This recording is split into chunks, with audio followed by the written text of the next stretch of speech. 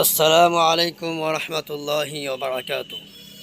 সম্মানীয় দিনে ভাইরা, আমরা যখন কোনো গাড়িতে অথবা যানবাহন উঠি, তো হুজুর সাল্লাল্লাহু আলাইহি সাল্লাম আমাদেরকে কিছু সুন্নতি পদ্ধতি শিক্ষা দিয়েছেন। যদি আমরা ফলো করি তাহলে অবশ্যই আমরা অনেক দুর্ঘটনা থেকে হেফাজত হতে পারবো।